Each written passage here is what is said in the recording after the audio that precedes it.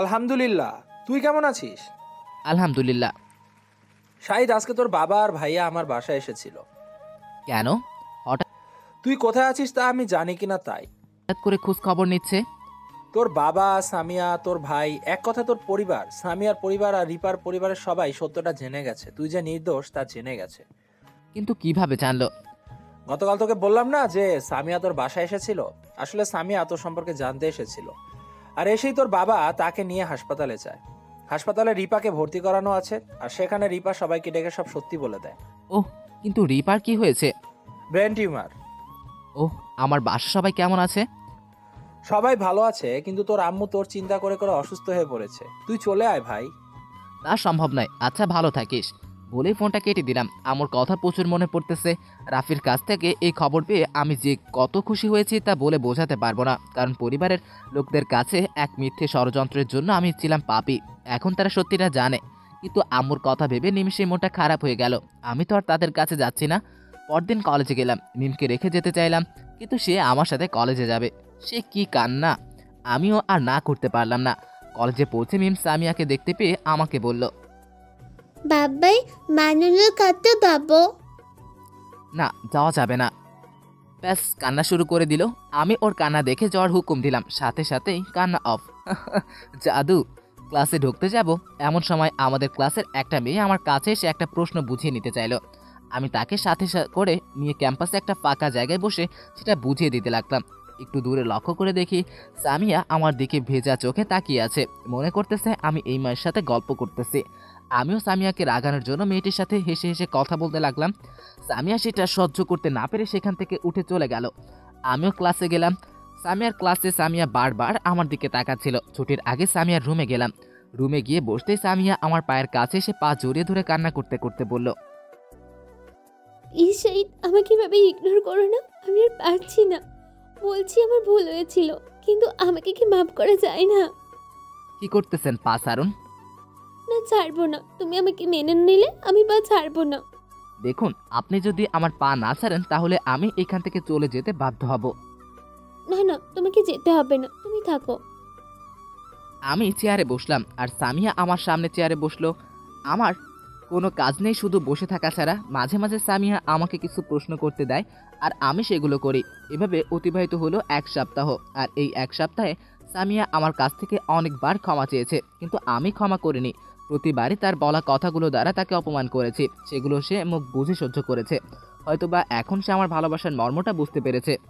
আর এক সপ্তাহে সামিয়ার সাথে মিমের সম্পর্কটা গভীর হয়ে গেছে। মনে হবে যে তাদের সম্পর্কটা মা এবং মেয়ের। আজকে কলেজে গেলাম আমি, নেহা আর মিম তিনজন মিলে। মিমকে না নিয়ে গেলে আমার অস্তিত্ব রাখবে না সে। ক্লাস শুরুর সময় নোটিশ দিলে যে প্রিন্সিপাল স্যার সকল ক্লাসের ছাত্রছাত্রীদের হলরুমে উপস্থিত হতে বলেছেন। ছুটির সময় সবাই হলরুমে গেলাম। এরপরে প্রিন্সিপাল স্যার বললেন, প্রিয় শিক্ষার্থীবৃন্দ, আজকে আমি তোমাদের একটা খুশির খবর বলবো। আমি আশা করি এতে তোমরা সকলেই সম্মানিত প্রদর্শন করবে। আর তা হলো আগামী 27 তারিখে এই কলেজ থেকে সিলেট এবং কক্সবাজারে 3 দিন ব্যাপী ট্যুরে যাওয়া হবে। ইয়েস স্যার, আমরা রাজি। ঠিক আছে, তাহলে তোমরা এখন থেকে প্রস্তুতি নাও। হলরুম থেকে বের হয়ে নেহার কাছে গেলাম। নেহার সঙ্গে মিমও ছিল। ওদের দুজনকে নিয়ে বাসায় আসলাম। বাসায় এসে গোসল করে জহরের নামাজ পড়ে সবাই একসাথে লাঞ্চ করতে বসলাম। তখন আমি নেহাকে বললাম, নেহা, তুই যাবি কি ট্যুরে? আসলে ভাইয়া, আমি যেতে চাচ্ছি না। কেন? সেখানে যাওয়া মানে অযথা খরচ করা। আর আমার জন্য তুমি কত খরচ করবে বলো?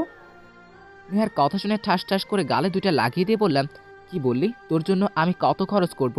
মানে বোঝাতে চাচ্ছিস তুই আমার কেউ না? শোন, তুই যদি না যাস তাহলে আমিও যাব না।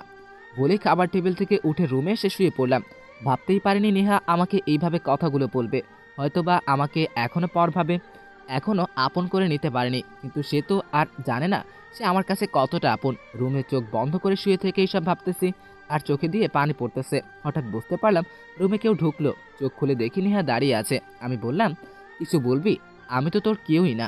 নেহা সে আমাকে জড়িয়ে ধরে কান্না করতে করতে বলল, ভাইয়া, আমি তোমাকে এত ভালোবাসো। আমাকে মাফ করে দাও ভাইয়া। আমি বুঝতে পারিনি আমার কথা দ্বারা তুমি এত কষ্ট পাবে। আমি ভেবেছিলাম আমার আম্মু মারা যাওয়ার পরেই এই পৃথিবীতে কেউ আর আমাকে ভালোবাসবে না। কেউ আমার সাথে ভালো ব্যবহার করবে না, কিন্তু আল্লাহর রহমতে আমি একজন ভাইকে পেয়েছি যে নিজের থেকেও বেশি আমার কেয়ার করে। প্লিজ ভাইয়া, আমাকে মাফ করে দাও। আমিও ওর চোখের পানি মুছে দিয়ে বললাম, তুই কেন বুঝিস না, তোরা ছাড়া এই দুনিয়ায় আর কেউ নেই। আমার যা কিছু আছে সব তো তোদের জন্যই। আমি এসব রেখে কি করব বল? এখন বল তুই যাবি কিনা? নেহা মুচকি হেসে বলল, আমি যাব। এই তো আমার ভালো আপু। আমার মেয়ে কি করতেছে? তোমার মেয়ে আমার রুমে ঘুমিয়ে গেছে। ও ভাইয়া, আমি গেলে তো মিমকেও নিয়ে যেতে হবে। যাবো তো, সমস্যা কোথায়? কেউ কিছু মনে করবে না তো? কে কি মনে করবে? আর বেশি সমস্যা হলে মিমের জন্য একটা সিটের বিল পে করে দিব।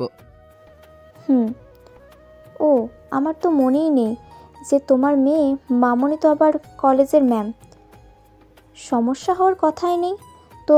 ভাইয়া, তোমার মেয়ের মামনিকে কবে বাসায় আনতেছো? নেহা মার খাবে কিন্তু, বেশি পেকে গেছিস তাই না? তুই রুমে যা, আমি ঘুমাবো। আচ্ছা ঘুমাও, আমি ভাবির সঙ্গে কথা বলি। কি? কিছু না। বলেই রুম থেকে দৌড়। আমি মনে মনে ভাবলাম, পাগলি একটা, ঘুমিয়ে পড়লাম। বিকেলে মিম এসে ডাকতেছে, বাবা এত উঠতে যাবো। ওকে আম্মা তুমি বসো, আমি ফ্রেশ হয়ে আসতেছি। ফ্রেশ হয়ে এসে আসরে নামাজ পড়ে মিম আর নেহাকে নিয়ে ঘুরতে বের হলাম। একটা পার্কে এসে বাইক থামালাম। এই পার্কটা বেশি গোছানো। পার্কটা আমার বাসা থেকে বেশ দূরে, আবার কলেজের থেকে কাছে, কেননা কলেজে আমার বাসা থেকে পূর্বে আর পার্কটা কলেজ থেকে পশ্চিমে। আর বন্ধুদের সূত্রে জানতে পারলাম সামিয়া এই পার্ক থেকে পশ্চিমে একটু দূরে একটা বাসা ভাড়া নিয়ে থাকে। যাকে আমি আমার মেয়ে আর বোনকে নিয়ে একটা ফুচকার দোকানে গেলাম। নেহা আবার ফুচকা খেতে বেশ পছন্দ করে। নেহার দেখা দেখি আমার মেয়েও ফুচকা খাওয়া শিখে গেছে। ওর ফুচকা খাচ্ছে আর আমি কফি খাচ্ছি। আমরা যে টেবিলে বসে খাচ্ছি সেই টেবিলে 4টা চেয়ার দেওয়া আছে। আমার সামনের 2 চেয়ারে মিম আর নেহা বসে থেকে ফুচকা খাচ্ছে, আর আমার পাশের চেয়ারটা ফ্রি আছে। হঠাৎ মিম মামনি মামনি বলে চিৎকার করতে লাগলো। পিছনে ফিরে দেখি সামিয়া আসতেছে। আমি একবার সামিয়ার দিকে তাকিয়ে দেখে আবার চোখটা নামিয়ে কফি খাওয়ার দিকে গভীরভাবে মনোযোগ প্রদান করলাম, যাতে সামিয়া বুঝতে পারে আমি তাকে দেখিনি। মিম চেয়ার থেকে নেমে সামিয়ার কাছে গেল আর সামিয়া মিমকে কোলে তুলে নিল। সামিয়া আমার পাশে এসে দাঁড়াতেই নেহা বলল, আরে ভাবিজি, কেমন আছেন? আমি নেহার দিকে রক্তিম চোখে তাকালাম। নেহা ভয় ঢোক গিলতেছে। আলহামদুলিল্লাহ। ননদি, তুমি কেমন আছো? আমিও ভালো আছি। ভাবি, সরি আপু। সামিয়া আমার দিকে তাকিয়ে মুচকি হেসে বলল, আরে তুমি এত ভয় পাচ্ছ কেন? আর তুমি আমাকে ভাবি বলেই ডাকতে পারো। নেহা তোর আরও কি ভাই আছে নাকি? কেন? এই যে ম্যাম তোকে ভাবি রাখতে বলতেছে যে, আর তোকে নন্দী বলতেছে। নেহার ভাইয়া তো নেহার সামনেই বসে আছে, তাই না ননদি? ভাবি। আমি মনে মনে বললাম, শালি তুই আমার বোনকেও হাত করে ফেলছিস। কি ব্যাপার মিস্টার, আমাকে বসতে বলবে না নাকি? আমি ধীরে ধীরে বললাম, আমার মতো চরিত্রহীন ছেলের পাশে আবার বসবেন? সাইদের কথাটা সামিয়ার কলিজার মধ্যে তীরের মতো ঢুকলো। কিন্তু সামিয়া ভাবতেছে, তুমি আমাকে যতই অবহেলা করো আর কথা শোনাও, তবুও আমি তোমার পাশেই থাকবো, তোমাকে আবার আমার করবই। সামিয়া মুখটা কালো করে আমার পাশে বসলো। মিম এখনও সামিয়ার কোলে আছে। সামিয়া টেবিল থেকে ফুচকার প্লেটটা হাতে নিয়ে মিমকে তুলে খাওয়াতে লাগতো। আমি মিমের খাওয়া দেখতেছি। আমাকে তাকিয়ে থাকতে দেখে মিম বলল, বাবাই তুমি খাবে? না আম্মু তুমি খাও। সামিয়া তুলে মিমির মুখে দিচ্ছে আর মিম খাচ্ছে, মনে হচ্ছে মা তার মেয়েকে তুলে খাওয়াচ্ছে। হঠাৎ মিম বলল, বাবাই আজকে মামুনি বাড়িতে নিয়ে যাবো? আমি কি বলবো ভেবে পাচ্ছি না। আমার মেয়ে যে আমাকে এরকম পরিস্থিতিতে ফেলবে তা কে জানে। না আম্মু, আমি এখন যাব না, পরে একেবারে যাব তোমার বাবাই বাসায়। ওই আশায় বসে থাকো। আচ্ছা তো মামুনি। খাওয়া দাওয়া শেষ করে বিল মিটিয়ে ফুচকার দোকান থেকে বের হয়ে বাইকের কাছে আসলাম। সামিয়া মিমকে অনেকগুলো চকলেট কিনে দিয়ে কপালে একটা চুমু দিয়ে নেহার কাছে দিয়ে আমার কাছে এসে বলল, কালকে কলেজে তাড়াতাড়ি এসো, কাজ আছে। বলেই চলে গেল। আমি ওনাদের দুজনকে নিয়ে বাসায় আসলাম। রাতে মিমকে আমার বুকে জড়িয়ে ধরে ঘুমিয়ে গেলাম। ফজরে ঘুম থেকে উঠে নামাজ পড়ে আব্বুর কবরে যেয়ে দোয়া করে চলে আসলাম। 8টার দিকে কলেজে যাওয়ার জন্য বের হচ্ছি। হঠাৎ ফোনটা বেজে উঠল। পকেট থেকে বের করে দেখি সিফাত ফোন দিয়েছে। আমি রিসিভ করে বললাম, আসসালামু আলাইকুম, কেমন আছিস? ওয়ালাইকুম আসসালাম, আলহামদুলিল্লাহ। তুই কেমন আছিস? আলহামদুলিল্লাহ। কিছু বলবি কি? শাহিদ, তুই এখনই রাজশাহীতে চলে আয়। কেন? আন্টি মানে তোর আম্মু খুব অসুস্থ, মেডিকেলে ভর্তি করানো হয়েছে। আমার আম্মুর যদি কিছু হয় তাহলে আমি কি করে বেঁচে থাকবো? আচ্ছা যাব, কিন্তু আমি নার্সের বেশে যাব। তুই সেই ব্যবস্থা কর। ঠিক আছে, তুই আয়। ফোনটা কেটে দিয়ে রুম থেকে বের হয়ে দেখি নেহা আর মিম রেডি হয়ে সোফায় বসে আছে। আমি নেহার কাছে গিয়ে বললাম, নেহা, আমি আজকে কলেজে যাব না, চল তোদের নামিয়ে দিয়ে আসি। কেন, কোথাও যাবে নাকি? একটু কাজ আছে, একটু বাইরে যাব। আচ্ছা। বাবাই তোতাই যাবে? একটু বাইরে যাব আম্মু, তুমি তোমার আন্নির সাথে থাকবে আর আমি আসার সময় তোমার জন্য চকলেট নিয়ে আসবো। আচ্ছা? এতটা বাবাই? আমি বাইকে করে নেহা আর মিমকে কলেজে নিয়ে যাই, নামিয়ে দিয়ে বললাম, তোদের ছুটির সময় ড্রাইভার আঙ্কেলকে ফোন করে আসতে বলিস, আর তোরা যেন একাই বাসায় যাস না। ঠিক আছে ভাইয়া, তুমি কখন আসবে? সন্ধ্যায় বা রাতে। আচ্ছা, সাবধানে যেও। হুম। এরপরে ইকবাল রিয়াদের সঙ্গে দেখা করে বাসায় আসলাম। আজকে সাকিব কলেজে আসেনি। বাসায় এসে বাইকটা রেখে দারোয়ান চাচাকে বলে বের হলাম বাস স্ট্যান্ডের উদ্দেশ্যে। কিছুক্ষণ আগে অনলাইনে টিকিট কেটেছিলাম। বাসে উঠে বসতেই মনে পড়ল আজ থেকে 3 বছর আগের কথা। কতদিন পরে আর নিজের শহরে যাচ্ছি। বাসের সিটে হেলান দিয়ে ঘুমিয়ে পড়লাম। এটা একটা আমার বাজে অভ্যাস। ওইদিকে নেহা, আজকে তোমার ভাইয়া আসেনি? না ভাবি, ভাইয়ার কি যেন কাজ আছে, তাই একটু বাইরে গিয়েছে। ও শয়তান, আজকে একটু তাড়াতাড়ি কলেজে আসতে বলেছিলাম আর তিনি কাজে গেছেন। ভাবতে কি আর পাচ্ছি না। ভাবি, মন খারাপ করো না, চলে আসবে। এক্ষুনি এই অবস্থা, বিয়ের পর না জানি। সামিয়া লজ্জায় মাথা মুখে একটা মুচকি হেসে বলল, পাজি মেয়ে কোথাকার। মামনি আমার তোতে তেতে। ওকে আম্মু, চলো তোমাকে আরো চকলেট নিয়ে দিই। মামনি চলো। এরপর নেহা, সামিয়া আর মিম ক্যান্টিনে গেল। দীর্ঘ সফর করে চলে আসলাম সেই অবিশ্বাসীদের শহরে। বাস থেকে নেমে সিফাতকে ফোন দিলাম, আমি এসেছি, তুই কোথায়? 2-1 মিনিট দাঁড়া। ঠিক আছে। একটু পরেই সিফাত আসলো, আমাকে দেখার সাথে সাথে জড়িয়ে ধরলো। আমিও জড়িয়ে ধরলাম। প্রায় 3 বছর পরে সিফাতের সঙ্গে দেখা। অনেক চেঞ্জ হয়েছে, তবে রাফির কয়েকবার ঢাকায় গিয়েছিল আর সেখানে তার সঙ্গে কয়েকবার দেখা হয়েছিল। ভালো মন্দ জিজ্ঞেস করার পর সিফাত আমাকে মেডিকেল একটি ডাক্তারের কেবিনে নিয়ে গেল। তবে যাওয়ার সময় আমার মুখে মাস্ক ছিল, ফলে যারা আমাকে দেখেছে তারা চিনতে পারেনি। ডাক্তারের কেবিনে গিয়ে দেখি আমার কয়েক বছরের এক বড় ভাই মাহফুজ বসে আছে। তবে সে 3 বছর আগে মেডিকেলের স্টুডেন্ট ছিল, তাহলে সে এখন ডাক্তার। তবে তার সাথে আমাদের ফ্রেন্ডলি ভাবটাই বেশি ছিল। যাকে আমাকে দেখে মাহফুজ ভাই জড়িয়ে ধরলেন, আমিও জড়িয়ে ধরলাম। বেশ কিছুক্ষণ কথা বলার পর সিফাত আমাকে নার্সের ড্রেস দিল আর আমি সেগুলো পরে নিলাম। সব কিছু চেঞ্জ করে একেবারে ক্ষণিকের নার্স হয়ে গেলাম। পরে মাহফুজ ভাই, সিফাত আর আমি কেবিন থেকে বের হয়ে হাঁটতে লাগলাম আম্মুর কেবিনের উদ্দেশ্যে। আম্মুর কেবিনের সামনে গিয়ে দেখি আমজাদ চৌধুরী বিপরীতমুখী হয়ে ফোনে কারোর সাথে যেন কথা বলতেছে, তবে বুঝতে পারিনি, কিন্তু কথা শুনে বুঝতে পারলাম এইটা আমজাদ চৌধুরী। আম্মুর কেবিনের ভিতরে পা বাড়ালাম, বুকের ভিতর ধুকপুক ধুকপুক করতেছে। অনেক কষ্টে নিজেকে সামনে নিয়ে কেবিনের ভিতরে ঢুকলাম। কেবিনের ভিতরে ঢুকে যা দেখলাম তাতে আমার চোখ দিয়ে আপনা আপনি পানি বের হয়ে হচ্ছে আর চোখ দুটি অন্ধকার হয়ে আসতেছে। আমি কাকে দেখতেছি? আমার আম্মুকে চিনাই যাচ্ছে না। চেহারাটা শুকিয়ে গেছে, মনে হচ্ছে ঠিকমতো খাওয়া দাওয়া করে না। চোখের নিচে কালো দাগ পড়েছে, হয়তোবা আমার জন্য কান্না করতে করতে চোখের নিচে এমন দাগ পড়েছে।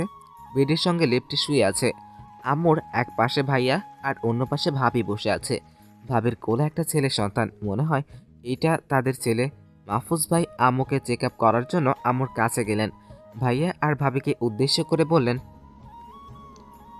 সাইম ভাই, আপনি আর ভাবি একটু বাইরে যান, রোগীর চেক আপ করবো তো, আপনারা বাইরে গেলে ভালো হতো। আচ্ছা ভাই, ঠিক আছে, যাচ্ছি। ভাইয়া আর ভাবি কেবিন থেকে বের হয়ে গেল। তবে যাওয়ার সময় ভাইয়া আমার দিকে কয়েকবার সন্দেহের চোখে তাকালো। ভাইয়া আর ভাবি যাওয়ার পরে আমি দরজাটা ভালোভাবে লাগিয়ে দিয়ে আসলাম, কারণ হলো যাতে সবাই বুঝতে পারে আমি একজন নার্স। আর দরজা লাগানোর মাধ্যমে নার্সের কাছে প্রকাশ করলাম। আম্মুর মাথার কাছে গিয়ে বললাম, আম্মু এতক্ষণ ঘুমিয়েছিল। আমি আম্মুর কপালে হাত বুলিয়ে দিতেই আম্মু জেগে গেল। আম্মু চোখ খুলেই বলতে লাগলো, বাবা শাহিদ, কই তুই? একবার আমার কাছে আয়। এসে আম্মু বলে ডাক। কোথায় গেলি তুই? আম্মু এসব বলতেছে আর চোখ দিয়ে পানি ফেলতেছে। আমিও নীরবে কান্না করতেছি। আম্মু চোখ বন্ধ করে আবার বলতে লাগলো, শাহিদ বাবা, আমি আর বাঁচব না বাবা। কোথায় আছিস? একবার আমার কোলে আয় বাবা। এই তোরা কোথায় আছিস? আমার শাহিদ আমার কোলে এনে দে। হঠাৎ আম্মু কথা বলা বন্ধ করে দিল কেন? মাহফুজ ভাই দেখে বলল সেন্সলেস হয়ে গেছে। এরপরে আমি আম্মুকে একবার দেখে আবার মাহফুজ ভাইয়ের সিফাতের সাথে মাহফুজ ভাইয়ের কেবিনে আসলাম। কেবিনে এসে সোফায় ধাপাস করে বসে পড়লাম। এমন পরিস্থিতিতে কেমন করে আমার আম্মুকে রেখে চলে যাব? চোখের সামনে আমার জন্মদাত্রীর এমন অবস্থা কেমন করে সহ্য করি? আমি তো আর কিছুই করতে পারবো না, সেই অধিকার আমার নেই। দূর থেকেই আমার কেঁদে কেঁদে বালিশ ভিজাতে হবে। আমি মাহফুজ ভাইয়াকে বললাম, ভাইয়া আমার আম্মুর অবস্থা এখন কেমন? আসলে সাহিদ ভাই, তোমার আম্মুর অবস্থা বেশ খারাপ। তুমি এখানে চলে এসো, বলা তো যায় না কখন কি হয়। আর তোমার আম্মুর এই অবস্থা শুধু তোমার জন্য চিন্তা করে। তাই বলি কি ভাই, তুমি আবার তোমার মায়ের কোলে ফিরে এসো। হ্যাঁ শাহিদ, তুই ফিরে আয়। দেখলি তো আজকে আন্টি তোর জন্য কেমন আচরণ করলো। শুধু আজকে নয়, আন্টিকে হাসপাতালে ভর্তি করানোর পরে প্রতিদিন আমি দেখতে আসতাম, আর প্রতিদিনই আন্টি তোর জন্য কান্না করতো। প্লিজ ভাই, সব কিছু ভুলে আবার ফিরে আয়। মানুষের তো ভুল হতেই পারে। প্লিজ ভাই, তুই চলে আয়। আমি আর কি বলবো? আমারও তো মন চায় মায়ের কাছে ফিরে এসে সেই ছোট্টবেলার মতো মায়ের কোলে মাথা রেখে শুয়ে থেকে রাখাল ছেলের পিঠা গাছের গল্প শুনতে, সেই আলাউদ্দিনের আশ্চর্য প্রদীপের গল্প শুনতে, কোলে শুয়ে থেকে চাঁদের সাথে গল্প করতে, মায়ের হাতে ভাত তুলে খাইতে। কিন্তু এক অজানা শক্তি এসে বাধা দিচ্ছে। এদের সঙ্গে কিছুক্ষণ কথা বলে আবার আম্মুর কেবিনে গেলাম। কেবিনে ঢুকে দেখি ভাবি আম্মুর পাশে বসে আছে। আমি প্রেশার চেক করার বাহানায় আম্মুকে দেখে হাসপাতাল থেকে বাইরে আসলাম। বাইরে এসে সিফাতকে বলে বাস স্ট্যান্ডে চলে আসলাম। বাসে উঠে সিটে বসতে ফোনটা বেজে উঠলো। হাতে নিয়ে দেখি নেহা ফোন দিয়েছে। কেটে দিয়ে আমি ফোন দিলাম। নেহা রিসিভ করে বলল, আসসালামু আলাইকুম ভাইয়া, কোথায় আছো? ওয়ালাইকুম আসসালাম, বাসে উঠেছি। ও, কখন তুমি বাসায় পৌঁছাবে? কোথায়? মিম কোথায় আছে? আমার সঙ্গেই আছে, কথা বলবে? দে। আসসালামু আলাইকুম বাবা, কোথায় আছো? বাসে উঠেছি আম্মু, তুমি কি করতেছো? আমি মামুনি তো একটু আছি। কি, তোমার মামুনি আমার বাসায় কেন? তখন সামিয়া বলল, আমি থাকবো না তো কে থাকবে? আপনি আমার বাসায় কেন? তারপরে আবার আমার অনুমতি না নিয়ে, আর এসবের মানে কি? বারে, আমি আমার হবু স্বামীর বাসায় থাকবো, এতে আবার কারো অনুমতি লাগবে? আর এসবের মানে তুমি ভালো করে জানো। দেখুন, এসব বাদ দিন, এসবের আর আশা করেন না, হয়তো আপনারাই ভালো হবে। বলেই ফোনটা কেটে দিলাম। কথা বলার আর ইচ্ছে নাই। একটু পরে বাস ছেড়ে দিল। বাস তার আপন গতিতে চলতেছে, আর আমি বাইরের দিকে তাকিয়ে আছি। ভাবতেছি আম্মু আমাকে ছাড়া থাকবে কি করে? আম্মুর যদি কিছু হয়ে যায় তাহলে আমি নিজেকে ক্ষমা করতে পারবো না। আচ্ছা, আমি কি ফিরে আসবো? আবার কি তৈরি হবে তাদের সাথে আমার আজ থেকে 3 বছর আগের সেই সম্পর্ক? তাদের হলেও আমার কিন্তু হবে না। তাদের প্রতি সেই ভালোবাসা, সেই শ্রদ্ধা, তবে আম্মুর প্রতি আমার সেই ভালোবাসা, সেই শ্রদ্ধা একই থাকবে। বরং তার থেকে বেশি আম্মুর প্রতি আমার ভালোবাসাটা বৃদ্ধি পেয়েছে। কারণ একটা মা তার ছেলেকে কতটা পরিমাণ ভালোবাসে সব সময় কথা বলবে। তার চিন্তায় নিজেকে মৃত্যুর মুখে ঠেলে দিবে। সব মায়েরাই মনে হয় এমনই হয়। হে আল্লাহ, আপনি আমার আম্মুকে সুস্থতা দান করুন। ভাবনার জগৎ থেকে বের হয়ে আসলাম ফোনের রিংটোনের আওয়াজে। পকেট থেকে ফোন বের করে দেখি রাফি ফোন দিয়েছে। আমি রিসিভ করলাম। হ্যালো শাহিদ, তুই নাকি রাজশাহীতে এসেছিস? তুই কখন ফিরবি? রাফি তার বাবার এক কাজের জন্য সাথে সিলেট গেছে, যা আমাকে সিফাত বলল। আজকে রাতে বের হব। ওহ, তুই আজকে না হয় আমাদের বাসায় যা, আমি আসতেছি তো। আরে না, আমি বাসে উঠেছি, ঢাকায় যাব। আচ্ছা, ভালোভাবে যাস। ঠিক আছে। ফোন রেখে সিটে হেলান দিয়ে ঘুমিয়ে পড়লাম। বেশ কিছু সময় ধরে ঘুমালাম। বাসের হেল্পার ডাকে ঘুম ভাঙলো। বাস থেকে নেমে ড্রাইভার আঙ্কেলকে ফোন দিয়ে আসতে বললাম। ঘড়ির দিকে তাকিয়ে দেখি সন্ধ্যা 7টা বাজে। তার মানে মাগরিবের আজান হয়ে গেছে। হায় হায় আল্লাহ, আপনি আমাকে এত ঘুম কোথা থেকে দিয়েছেন? পাশের একটা মসজিদ যেয়ে নামাজ পড়ে বের হয়ে আসলাম। একটা দোকানে গিয়ে আমার মেয়ের জন্য 1 বক্স চকলেট আর নেহার জন্য 1 প্লেট ফুচকা কিনলাম। একটু পরে ড্রাইভার আঙ্কেল গাড়ি নিয়ে আসলেন। গাড়িতে উঠে বসে পড়লাম। প্রায় 20 মিনিট পর বাসায় এসে পৌঁছালাম। গাড়ি থেকে নেমে দরজার কাছে গিয়ে কলিং বেল বাজাতেই নেহা এসে দরজা খুলে দিল। আমি ভিতরে ঢুকে ফস্কা আর চকলেটের বক্স আমার রুমে নিয়ে গেলাম। ফ্রেশ হয়ে রুমে এসে দেখি আমার মেয়ে আমার রুমে কি যেন খুঁজতেছে। আমি ওকে কোলে তুলে নিয়ে বললাম, কি হয়েছে আমার আম্মুটা, কি খুঁজতেছো? আমার চকলেট তুই আমি আমার মেয়েকে তার জন্য আনা চকলেট বক্সটা দিলাম। এটা পেয়ে তো সে খুশিতে লাফাতে শুরু করেছে। আমি ফুচকার প্যাকেটটা নেহাকে দিয়ে দিলাম। নেহাও ফুচকা পেয়ে খুশিতে লাফালাফি করতে লাগলো। ওদের এই হাসি খুশি রাখতে পেরে আমাকে দুনিয়ার শ্রেষ্ঠ সুখী মনে হচ্ছে। যাকগে, হাসি খুশির মাধ্যমে কেটে গেল রাতটা। সকালে ঘুম থেকে উঠে কলেজে গেলাম। কলেজ শেষে সামিয়ার অফিসে গেলাম। সেখানেও নিত্যদিনের ন্যায় একই কথা। ওদেরকে নিয়ে বাসায় আসলাম। এভাবেই কেটে গেল 2 দিন। আজকে প্রিন্সিপাল স্যার বলেছেন আগামীকাল সকাল 7টায় ট্যুরে যাওয়ার জন্য বাস ছেড়ে দিবে। সবাইকে কলেজের ক্যাম্পাসে উপস্থিত হতে হবে। আর মিমের যাওয়া নিয়ে কোনো প্রকার ঝামেলা হয়নি, বরং সবাই খুশি হয়েছে। এরকম একটা কিউটি বাচ্চা প্লাস ফ্রেন্ডের মেয়ে তাদের সাথে যাচ্ছে, ভাবা যায়? বলতে গেলে এটা তাদের ভাগ্য। আজকে বিকালে ঘুম থেকে উঠতেই নেহা বায়না ধরলো আমাকে নিয়ে শপিং মলে যাবে। আমিও আর না বললাম না, কারণ কালকে এক জায়গায় যাবে, কিছু এত কেনাকাটা প্রয়োজন। তাছাড়া আমারও কিছু কেনাকাটা করার ছিল। সন্ধ্যার আগে আমি, মিম আর নেহা এই 3 জন গাড়ি নিয়ে শপিং মলে গেলাম। আসলে শপিং করতে যাওয়ার সময় বাইক নিয়ে যেতে আমাকে ভালো লাগে না। একাই গেলে সেটা ভিন্ন কথা, কিন্তু একসাথে 2-3 জন গেলে সমস্যা। একে তো কয়েক খালি ব্যাগ, তার উপর আবার আসতে রাতে হবে, বা হাওয়াটাই স্বাভাবিক। গাড়ি পার্কে রেখে মিমকে করে নিয়ে নেহার হাত ধরে শপিং মলে গেলাম। প্রথমে লেডিস সাইডে গেলাম। ওমা, সেখানে গিয়ে দেখি আমার এক্স ইংলিশ আমার কিউটির মামুনি দাঁড়িয়ে আছে।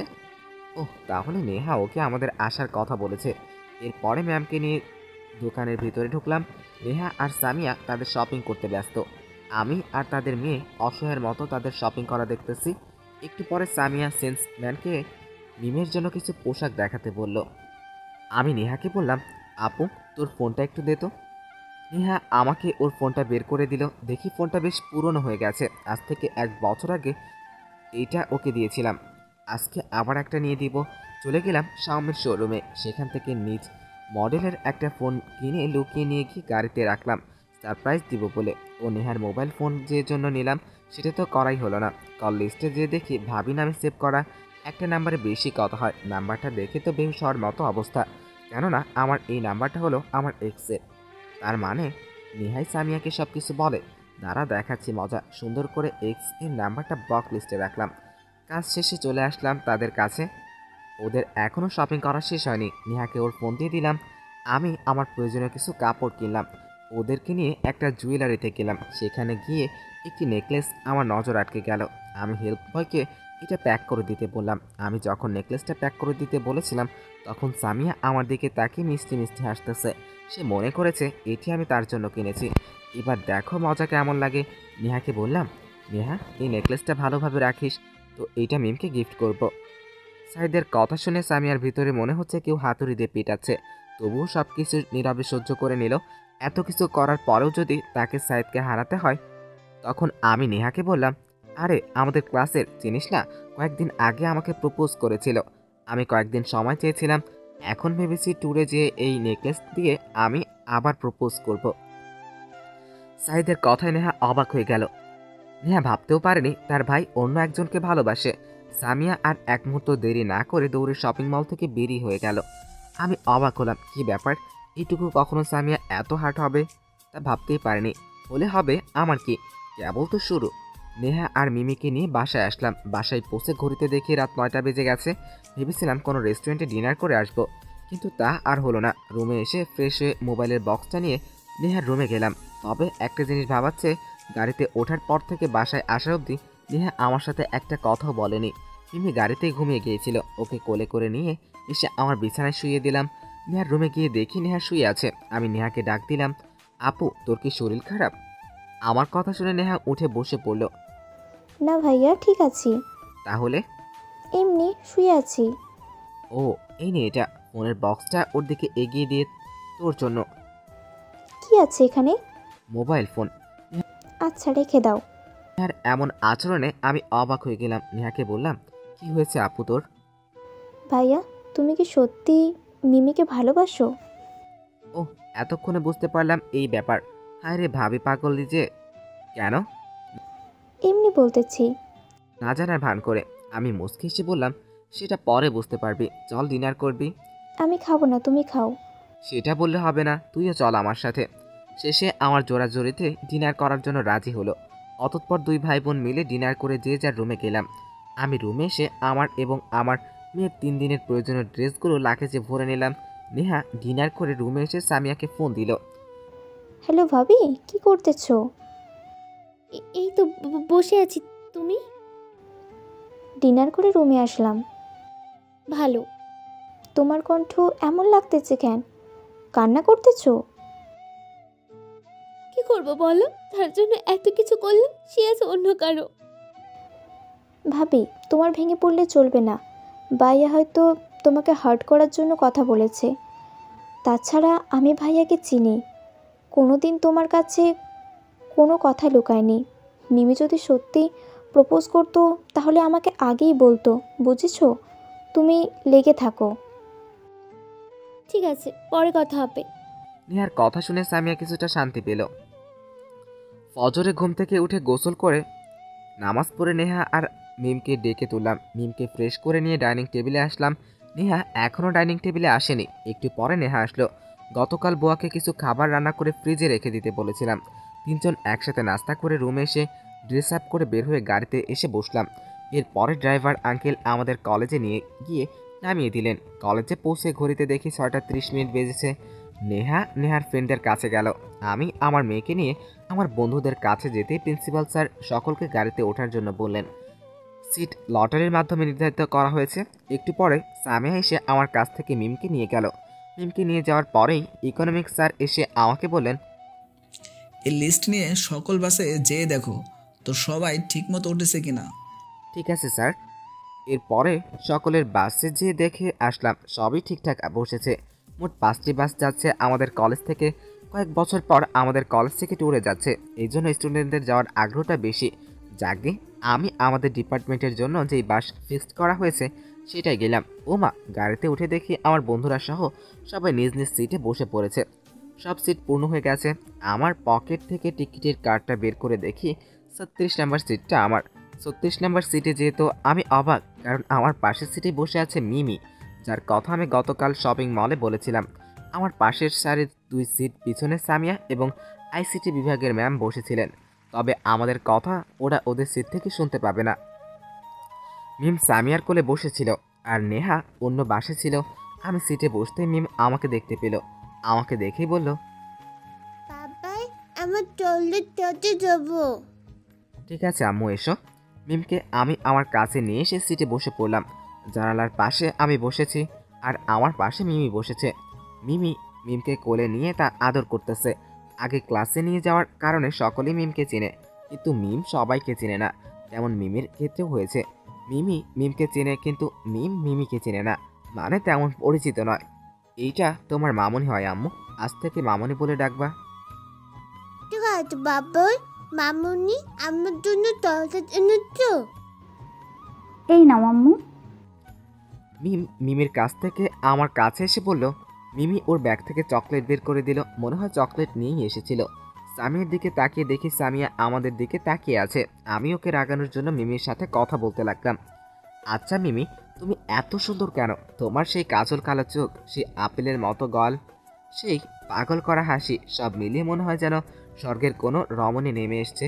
মিমি মাথা নিচু করে লজ্জা মাখা হাসি দিয়ে বলল, ধ্যাত, কি যে বলো না। আমি আরেকটু পাম দিয়ে বললাম, সত্যি আমি তোমার রূপের কোনো তুলনা হয় না। তবে যাই বলো না কেন, তোমার মতো সুন্দরী আমাদের কলেজে নেই। মিমি খুশিতে গদগদ হয়ে বলল, সত্যি? হ্যাঁ সত্যি, মন তো চাচ্ছে তোমাকে আমার মেয়ের আম্মু বানিয়ে ফেলি। সামিয়ার দিকে তাকিয়ে দেখি রাগে ফুসতেছে। যাক, তাহলে ঔষধ কাজে লেগেছে। রাগে ওর নাক কান লাল হয়ে গেছে। এটা সামিয়ার একটা অভ্যাস। মিমি মুচকে হেসে বলল, না করেছে কি, বানিয়ে ফেলো। ও মা, ইমি বলে কি? আমি ওর দ্বারা আমার এক্সকে রাগাতে চাচ্ছি আর সে বলতেছে তাকে আমার মেয়ের আম্মু বানাতে। আমি মিমিকে সান্ত্বনা দিয়ে বললাম, আমি আমার পরিবারের সাথে কথা বলে দেখি জানো কেমন। ঠিক আছে জানো। বলেই আমার গালে কিস করে বসলো।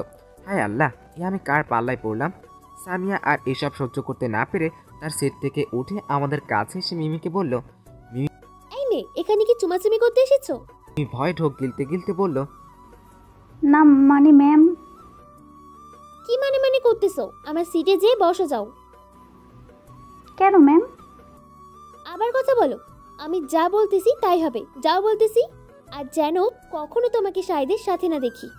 কি আর করার। মিমি মন খারাপ করে সামিয়ার সিটে যেয়ে বসলো। সামিয়া আমার পাশে বসলো আর আমি মনের আনন্দে কানে হেডফোন লাগিয়ে গান শুনতে লাগলাম। মনে হচ্ছে আমি কিছুই জানি না। বিড়বিড় করে বলতেছে, শয়তান ছেলে বলে কি ওই মিম পেতনি ছাড়া নাকি কলেজের অন্য কেউ সুন্দর নয়। তাহলে এতদিন আমার সাথে ছিলি কেন? এতদিন যখন আমার সঙ্গে রিলেশন করেছিলি তখন তো এত সুন্দর করে আমাকে বলিসনি যে তোমার গালগুলো আপেলের মতো সুন্দর, কাজল কালো চোখগুলো বেশি সুন্দর। আর আজকে একটা পেতনিকে পেয়ে আমাকে ভুলে গেছিস। বলে কি তাকে আবার প্রপোজ করবে। দাঁড়া, তোকে প্রপোজ আমি করাচ্ছি। সামিয়া যা যা বলতেছে সব কিছু আমি শুনতে পাচ্ছি, কারণ গানটা তখন আমি বন্ধ করে দিয়েছি। সামিয়াকে বললাম, ম্যাম কিছু বলতেছেন? সামিয়া আমার দিকে করুণ চোখে তাকিয়ে থেকে বলল, আচ্ছা শেখ, সত্যি কি আমি তোমার অযোগ্য হয়ে গেছি? এসব বলতেছেন কেন? আর মিমিকে উঠে দিয়ে আপনি এখানে বসলেন কেন? সামিয়া রেগে গিয়ে আমার কলার ধরে বলল, আর কোনোদিন যদি আমার নাম ছাড়া অন্য কোনো মেয়ের নাম মুখে নিয়েছিস তাহলে তোকে শেষ করে দিব, আমিও শেষ হয়ে যাব। আমি শান্তশিষ্টভাবে সামিয়ার হাতটা আমার কলার থেকে ছাড়িয়ে নিয়ে বললাম, আমাকে তো সেদিনই মেরে ফেলেছেন, যেদিন মিথ্যা দোষের জন্য, মিথ্যা ষড়যন্ত্রের জন্য আমাকে চরিত্রহীন নামক উপাধিটা দিয়েছেন। এখন আবার নতুন করে মেরে ফেলার কি আছে? অযথা আমার মতো চরিত্রহীন ছেলের লাইফে নিজেকে জড়িয়ে নিজের লাইফটা শেষ করে দিয়েন না। আমার কথা শুনে সামিয়ার চোখ দিয়ে পানি পড়তে লাগলো। আমার হাত দুটো ধরে বলল, আমাকে কি ক্ষমা করা যায় না? এখন রাগ করে আছে আমার উপরে। আমি হাত দুটো ছাড়িয়ে নিয়ে আমার বুকের উপর হাত দুটি বেঁধে একটা দীর্ঘশ্বাস ফেলে বললাম, কারো প্রতি আমার কোনো রাগ নেই, আর ক্ষমা সে তো অনেক আগেই করেছে, নতুন করে আবার করার কি আছে? তাহলে আমার সাথে এমন করতেছো কেন? দেখুন, এখন এসব বলতে চাচ্ছি না।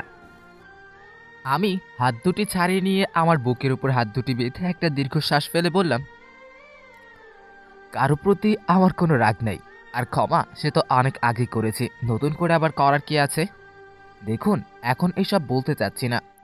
সামিয়া আর কিছু না বলে গালে হাত দিয়ে নিচের দিকে তাকিয়ে নীরবে চোখ দিয়ে পানি ফেলতেছে। মিম ঘুমিয়ে গেছে।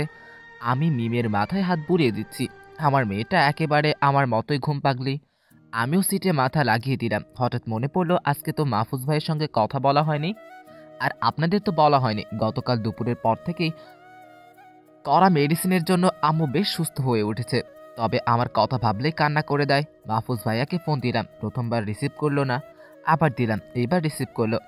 আসসালামু আলাইকুম ভাইয়া, কেমন আছেন? ওয়ালাইকুম আসসালাম। আলহামদুলিল্লাহ, তুমি কেমন আছো? আলহামদুলিল্লাহ ভালো আছি। এখন রোগী কেমন আছে? আম্মুর কথা উচ্চারণ করলাম না, কারণ সামিয়া পাশে বসে আছে। আম্মুর কথা বললে হয়তো বুঝতে পারবে। আলহামদুলিল্লাহ, মোটামুটি সুস্থ। এখন ঘুমের মেডিসিন দিয়ে ঘুমিয়ে রাখা হয়েছে, আর জেগে থাকলেই তোমার কথা। আর শোনো, আর একবার যদি এরকম সমস্যা হয় তাহলে কিন্তু বড় রকমের সমস্যা হতে পারে, আর পারলে তুমি চলে এসো। দেখি ভাইয়া, যাওয়ার চেষ্টা করব। আচ্ছা ভাইয়া, ভালো থাকবেন। আচ্ছা, ভালো থেকো। ফোন রেখে দিয়ে সিটে হেলান দিয়ে ঘুমিয়ে গেলাম। বেশ ভালোই ঘুম হলো।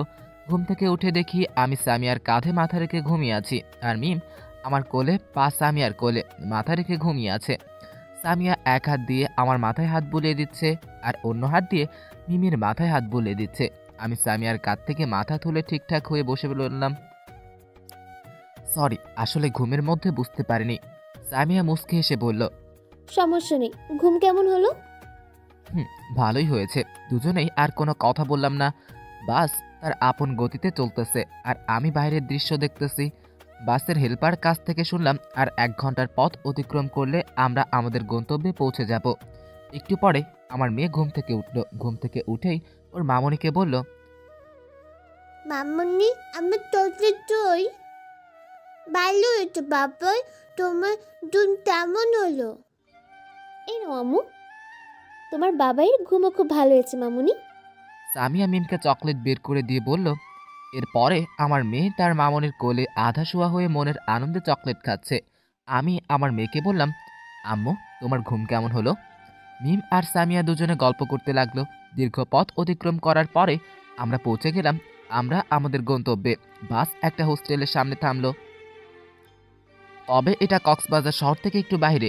এই হোস্টেলটা আমাদের কলেজের টিচাররা অনলাইনে বুক করেছে, আর এটাই কক্সবাজারের সবচেয়ে বড় হোস্টেল। বাস থেকে নামতেই ইকবাল এসে সামিয়াকে বলল, ভাবি ভাইয়ের সাথে জার্নি করতে কেমন লাগলো? সামিয়া লজ্জা মাখা মুখে বলল, খুব ভালো হয়েছে দেবজি। আমি সিফাতের দিকে রক্তিম চোখে তাকিয়ে বললাম, এই তোদের কোনো কালের ভাবি হয়? আর তোদের না বলছি ভাবি বলে ডাকবি না? তখন সামিয়া বলল, সমস্যা নেই, তোমরা আমাকে ভাবি বলে ডাকতে পারো। আমি সামিয়াকে বললাম, দেখুন ম্যাম, এবার কিন্তু বেশি হয়ে যাচ্ছে, বলেই আমি রাগ করে সেখান থেকে চলে আসলাম। এরপরে স্যার আমাদের প্রত্যেক দুজনের একটা করে চাবি দিলেন। আমি আর ইকবাল এক রুমে, সাকিব আর রিয়াদ এক রুমে, অপরদিকে সামিয়া আর নেহা এক রুমে। ফ্রেশ হয়ে বাইরে বের হলাম। একটু ঘোরাঘুরি করতেই সন্ধ্যা লেগে গেল। আজকে আকাশ কালো, বেশ ঘোলাটে। বাইরে এসে দাঁড়িয়ে আছি, বাইরের দৃশ্য দেখতেছি। হঠাৎ পিছন থেকে কে যেন বলল, একা কি করতেছে? পিছনে ফিরে দেখি মিমি দাঁড়িয়ে আছে। ওহ, তেমন কিছু না, তোমার সাথে একটা কথা আছে। তোমার সময় যদি হয় তাহলে একটু সাইটে গেলে ভালো হতো। মিমি খুশি মনে বলল, হুম, আমারও তোমাকে কিছু বলার আছে। আচ্ছা চলো, কোথায় যাবে? এসো। এরপরে মিমকে নিয়ে একটা ফাঁকা জায়গায় গেলাম। সেখানে যেয়ে মিমকে বললাম, মিমি তোমাকে যে কথাটা বলবো তারপরে যেন কোনো উল্টাপাল্টা কিছু করো না, আর আমাকে ভুল বুঝো না। কি এমন কথা বলবি তার জন্য এমন বলতেছো? তুমি আগে আমাকে কি বলতে চেয়েছিলে তাই বলো, আমি পরে বলতেছি। আসলে শাহিদ, আমি ভনিতা পছন্দ করি না। সোজাসুজি বলে দিই, আমি তোমাকে ভালোবেসে ফেলেছি শাহিদ, আমাকে ফিরিয়ে দিও না। আমি কি বলবো সবকিছু যেন মাথার উপর দিয়ে যাচ্ছে। করতে চাইলাম কি আর হলো কি, এইটা সম্ভব নয়। কেন? দেখো মিমি, তোমার প্রতি আমার সেরকম কোনো ফিলিংস হয়নি। তোমাকে আমি বন্ধু ভেবে এসেছি। আর বাসে কথাগুলো বলার কারণগুলো হলো, তোমাদের সামিয়া ম্যাম হলো আমার গার্লফ্রেন্ড। আমরা একে অপরকে ভালোবাসি। একটা ভুল বোঝাবুঝির জন্য আমরা একজন অন্যজনের কাছ থেকে দৌড়ে আছি, তবে ভালোবাসাটা একই আছে। তাকে রাগানোর জন্য তোমার সাথে এমন করেছি। সত্যি বলতে জানো কি, তুমি যথেষ্ট সুন্দর। তুমি আমার থেকেও ভালো ছেলে পাবে। আমার না আছে কোনো পরিবার, না আছে কোনো থাকার জায়গা, সব অন্যজনের। আর পারলে। আমার কথা শেষ হতে না হতেই কোথা থেকে সামিয়া এসে সজোরে মিমির গালে দুইটা থাপ্পড় মারল। মিমি তাল সামলাতে না পেরে গেল। সামিয়া মিমিকে তুলে বলতেছে, তোকে কতবার বলেছি শাহিদের সঙ্গে কথা বলবি না, তারপরও শুনিসনি। বলেই আর একটা থাপ্পড় দিতে যাবে, ঠিক তখনই আমি ওর হাতটা ধরে ঠাস ঠাস করে দুইটা লাগিয়ে দিলাম। বেশ জোরে মারার জন্য সামিয়ার ঠোঁটের কিছু অংশ কেটে গেছে। সামিয়া আমার দিকে অবাক দৃষ্টিতে তাকিয়ে আছে। হয়তোবা কখনো ভাবতেই পারেনি তাকে আমি মারব। তোকে আমি কতবার বলবো, আমি তোকে ভালোবাসি না। তোর মতো অবিশ্বাসের মায়ায় আর নিজেকে জড়াতে চাই না। তারপরও কেন তুই আমার পিছনে পড়ে আছিস? যা চোখের সামনে থেকে, তোকে যেন আর না দেখি চোখের সামনে। সামিয়া কান্না করতে করতে দৌড়ে রুমে চলে গেল। আমার মাথায় রক্ত উঠে গেছে। কি করব বলেন? এখানে তো আর মিমির দোষ নেই, আমি তো মিমিকে এখানে নিয়ে আসছি। আমি মিমিকে বললাম, সরি মিমি, আমার জন্য তোমাকে এরকম পরিবেশের সম্মুখীন হতে হলো, আমাকে মাফ করে দাও। আরে সমস্যা নেই, যে কোনো মেয়ে তার ভালোবাসার মানুষটির কাছে অন্য কাউকে দেখলেই সহ্য করতে পারে না। আর তুমি হয়তো আমার ভাগ্যে নেই, আমরা বন্ধু হয়ে থাকতে পারি তো নাকি? আচ্ছা, তোমাদের সম্পর্কটা কতদিনের? বন্ধু হতে পারি। আর আমাদের সম্পর্কের কথা জানতে চাও তাহলে শোনো। এরপর কলেজ থেকে শুরু করে সামিয়ার সাথে প্রেম, বাসা থেকে বের হওয়ার সব কিছু বললাম। কথা শুনে মিমি কান্না করতে করতে বলল, এত কিছু হয়েছে তোমার উপর? তবে কথা দাও, এইসব কথা আর ম্যামের সাথে আমার রিলেশনের কথা কাউকে বলবে না। ঠিক আছে, তবে শাহিদ, ম্যাম তোমাকে হয়তো ভালোবাসে, আর কষ্ট দিও না। জানি, তবে আরেকটু দিব। এমন কিছু করো না যাতে আবার হারিয়ে যায়। আচ্ছা, আরে না, আচ্ছা রুমে যাওয়া যাক নাকি? চলো। এরপরে রুমে এসে দেখি ইকবাল শুয়ে থেকে ফোন টিপতেছে। আমি সোফায় বসে থেকে নেহার কাছে ফোন দিয়ে মিমের কথা জানলাম। একটু পরে ডিনার করার জন্য ডেকে গেল। সকালে একসাথে হোস্টেলের ক্যান্টিনে গিয়ে ডিনার করলাম। ডিনার করে যে যার রুমে আসলাম। কিছুক্ষণ জার্নি করার জন্য শরীরটা বেশ ক্লান্ত হয়ে পড়েছে, এই জন্য আজকে ঘোরাফেরা না করে একটু আগেই সবাই ঘুমিয়ে পড়ল। তবে ডিনারের সময় নেহাকে একাই দেখলাম ওর বান্ধবীদের সাথে। মিম এতক্ষণ ঘুমিয়ে গেছে, কিন্তু সামিয়া ডিনার করলো না কেন? হুস, এত ভেবে কাজ নেই, রুমে এসে ঘুমিয়ে পড়লাম। রাত বেশি হয়নি, কেবল 9টা বাজছে। ইকবাল ঘুমিয়ে পড়েছে। একটা রুমে 2টা করে বেড আছে, যার ফলে শুয়ে থাকতে অসুবিধা হবে না। শুয়ে পড়তেই ঘুমিয়ে গেলাম। হঠাৎ ফোনটা বেজে উঠল, হাতে নিয়ে দেখি নেহা ফোন দিয়েছে। ঘুম কোথাও উধাও হয়ে গেল। ওদের কারো কিছু হলো না তো? 1 পাউন্ড টেনশন নিয়ে ফোনটা রিসিভ করলাম। হ্যালো নেহা, কারো কিছু হয়েছে নাকি? ভাইয়া, তুমি তাড়াতাড়ি আমার রুমে এসো। কেন? তুমি তাড়াতাড়ি এসো। বলেই ফোন কেটে দিল। আমি রুম থেকে বের হয়ে আমার রুমের দরজাটা বাইরে থেকে লাগিয়ে দিয়ে নেহার রুমের কাছে গেলাম। দরজা ধাক্কা দিতেই নেহা এসে দরজা খুলে দিল। আমি রুমের ভিতরে ঢুকে সামিয়ার বেডের দিকে তাকিয়ে দেখতেই আমার কলিজাটা কেঁপে উঠল, কারণ সামিয়া বেডের উপর শুয়ে আছে আর তার গায়ের উপর কম্বল থাকার পরেও থরথর করে কাঁপতেছে আর আবল তাবল বলতেছে। সামিয়ার কোল্ডে অ্যালার্জি আছে, যার জন্য এখন তার অবস্থা বেশি খারাপ। সামিয়ার এই অবস্থা দেখে আমার বুকের ভিতর মোচড় দিয়ে উঠল। হাজার হলেও সে আমার ভালোবাসা। মুখে তাকে যতই বলে না কেন ভালোবাসি না, কিন্তু অন্তরে তার প্রতি আমার ভালোবাসা একই রয়েছে। তবে তার প্রতি আমার অভিমানটাও এখনও আছে। জানি না এই অভিমানটা শেষ হবে কবে। আমি সামিয়ার বেডের কাছে যেয়ে সামিয়ার কপালে হাত দিয়ে দেখি জ্বরের কারণে সামিয়ার কপাল পুড়ে যাচ্ছে। আমি নেহাকে জিজ্ঞেস করলাম, নেহা, ম্যামের এই অবস্থা হলো কি করে? আসলে ভাইয়া, কালকে সন্ধ্যার পর ম্যাম কোথা থেকে যেন দৌড়ে রুমে আসলো। রুমে এসে কোনো কথা না বলে ওয়াশরুমে চলে গেল। একটু পরে দেখি শাওয়ারের শব্দ আসতেছে। আমি মনে করলাম জার্নি করার জন্য শরীরটা ক্লান্ত হয়ে পড়েছে, তাই শাওয়ার নিচ্ছে। আমিও আর কিছু বললাম না। প্রায় আধা ঘন্টা পার হয়ে যাচ্ছে, তবুও বের হচ্ছে না। আমি ওয়াশরুমের দরজা ঠেলে ভিতরে ঢুকে দেখি ম্যাম ওয়াশরুমের মেঝেতে বসে কান্না করতেছে আর মাথার উপর ঝর্ণা থেকে পানি পড়ছে। আমি জিজ্ঞাসা করলাম, কি হয়েছে তোমার? ম্যাম বলল, কিচ্ছু হয়নি। তাহলে এখন এইভাবে শাওয়ার ছেড়ে বসে আছে কেন? আমার কিছু হয়নি, প্লিজ তুমি এখান থেকে চলে যাও, আমাকে একা থাকতে দাও। আমি আর কিছু না বলে ওয়াশরুম থেকে বের হয়ে আসলাম। একটু পরে ডিনার করার জন্য ডেকে গেল। আমি ম্যামকে ডিনার করার জন্য ডাকলাম, কিন্তু সে বলল পরে ডিনার করবে। আমি জেদ করেও তাকে আমার সাথে ডিনার করতে নিয়ে যেতে পারিনি। আমি ম্যামকে নিয়ে ডিনার করতে গেলাম। ডিনার করে রুমে এসে দেখি ম্যাম এখনও শাওয়ার নিচ্ছে। আমি আর তার কোনো কথা না শুনে রুম থেকে ড্রেস নিয়ে যেয়ে তার ভেজা ড্রেসগুলো চেঞ্জ করে দিয়ে ড্রেস পরিয়ে দিয়ে তার বেডে শুইয়ে দিলাম। তারপরে তাকে আবার জিজ্ঞেস করলাম কি হয়েছে। ম্যাম আমাকে জড়িয়ে ধরে কান্না করতে করতে বলল, আমি হারিয়ে গেছি নেহা, আমি আমার ভালোবাসার প্রতি হারিয়ে গেছি। তখন আমি বুঝতে পারলাম তোমাদের মধ্যে কিছু হয়েছে। নেহার কথা শুনে আমার 2 চোখ দিয়ে নোনা জল পড়তে লাগলো। কি করে পারলাম মেয়েটার সাথে এমন আচরণ করতে? মন চায় বুকে জড়িয়ে নিয়ে চোখে চোখ রেখে বলি, পাগলি, তোকে খুব বেশি ভালোবাসি রে, কেন তুই বুঝিস না? মন চায় আবার তাদের কাছে ফিরে যেতে, কিন্তু কোনো এক অজানা শক্তি এসে বাধা দিয়ে বলে, সাহিদ, তারাও তো তোকে কম শাস্তি দেয়নি, তুই কি ভুলে গেলি? তখনই আমি আর তাদের কাছে ফিরে যেতে পারি না। জেগে উঠে সেই পুরনো ক্ষতগুলো মনে পড়ে, সেই 3 বছর আগের কথাগুলো, যখন তারা আমাকে বিনা দোষে বাড়ি করেছিল, বিনা দোষে চরিত্রহীন উপাধি দিল। কি করে তাদের কাছে আবার ফিরে যাই? নেহার কথাই আমি ভাবনার জগৎ থেকে বের হয়ে আসলাম। ভাইয়া, জানি না তোমাদের মধ্যে কি হয়েছে, জানার চেষ্টাও করি না। তবে একটা কথা বলি ভাইয়া, এই মেয়েটা তোমাকে খুব ভালোবাসে। তাই বলি অতীতের সব কিছু ভুলে আবার নতুন করে শুরু করো। আমি নেহার কথার উত্তর না দিয়ে বললাম, নেহা, তোর কাছে রুমাল থাকলে নিয়ে আয় তো। নেহাকে রুমাল নিতে পাঠিয়ে আমি ওয়াশরুম থেকে 1 জগ পানি নিয়ে আসলাম। পানি নিয়ে এসে সামিয়ার মাথার কাছে বসে নেহার কাছ থেকে রুমালটা নিয়ে পানিতে ভিজিয়ে সামিয়ার মাথায় পট্টি দিতে লাগলাম। সামিয়ার জ্বর ক্রমশ বেড়েই চলতেছে, গায়ের কাঁপুনি বেশি হয়ে যাচ্ছে আর জ্বরের ঘোরে ভুলভাল বলতেছে।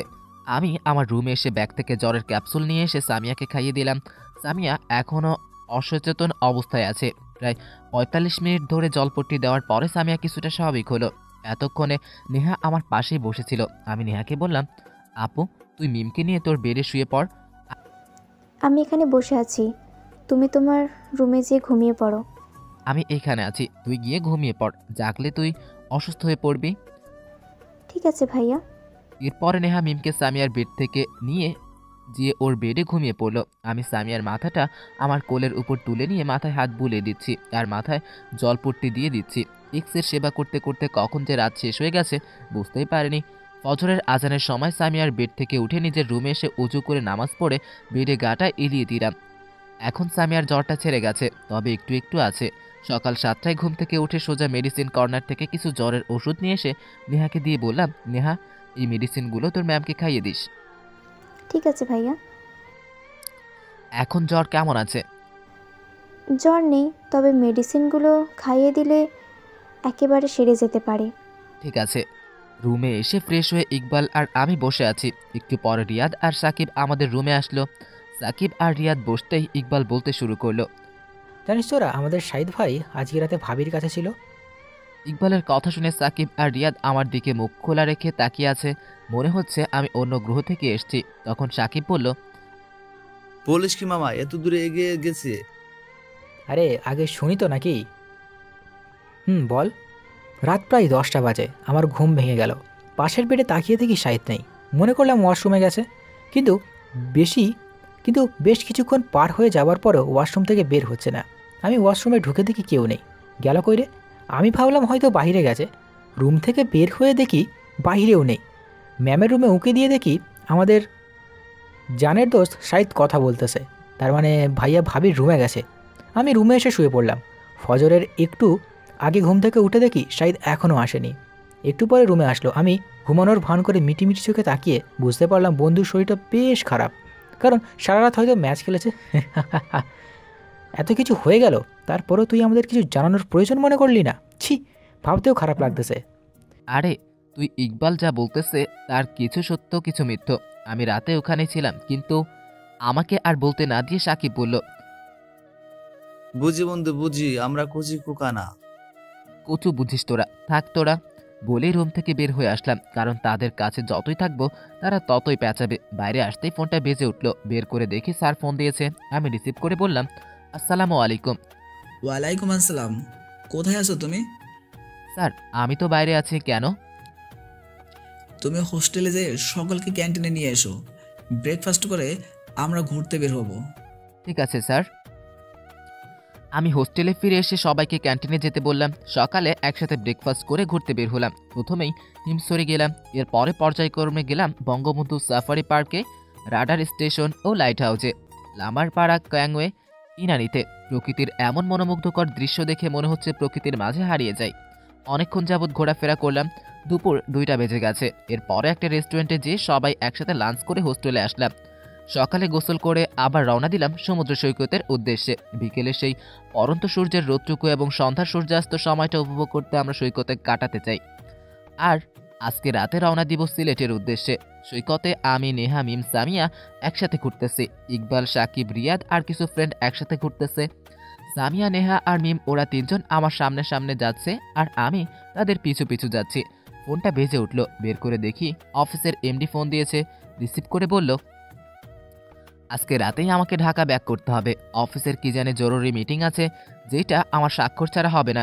এতক্ষণে ওরা 3জন আমার থেকে অনেকটা দূরেই আছে। হঠাৎ মিমি দৌড়ে এসে বলল, শাহিদ দেখো তো, আমার চোখে কি যেন পড়েছে, খুবই ব্যথা করতেছে, প্লিজ একটু দেখো। বিকেল 3টের রোদ বেশ কড়া না হলেও রোদে দাঁড়িয়ে থাকা বেশ সুবিধার নয়। আমি মিমিকে নিয়ে একটা গাছের নিচে নিয়ে গেলাম। পকেট থেকে একটা টিস্যু বের করে কিছু অংশ ছিঁড়ে নিলাম। মনে করলাম বালি পড়েছে হয়তো। মিমির চোখের কাছে চোখ নিয়ে যে ভালোভাবে দেখি একটা ছোট্ট পোকা পড়েছে। টিস্যু দিয়ে পোকাটা বের করে দিয়ে মিমির চোখে যখনই ফু দিতে যাব, তখনই কে যেন পিছন থেকে আমার কাঁধে হাত দিয়ে ঘুরিয়ে নিল। তাকিয়ে দেখি সামিয়া। সামিয়া কোনো কথা না বলেই আমার গালে ঠাস ঠাস করে 2টা থাপ্পড় মেরে বলতে লাগলো, লুচ্চা, তোর লুচ্চামি কখনো শেষ হবে না। তুই চরিত্রহীন ছিলি, এখনো আছিস। তোর মতো চরিত্রহীন। আমি আর কিছু বলতে না দিয়ে ঠাস ঠাস করে লাগিয়ে দিয়ে বললাম, ব্যাস অনেক বলেছিস। ভেবেছিলাম সব কিছু ভুলে আবার তোকে আমার বুকে জড়িয়ে নিব, কিন্তু না, সেটা তুই হতে দিলি না। তোর মতো মেয়ের সঙ্গে কথা বলার ইচ্ছে আমার নেই। এতক্ষণে সবাই আমাদের এই কাহিনী সবাই দেখল। সবাই ভাবতেছে এদের সম্পর্কটা কি।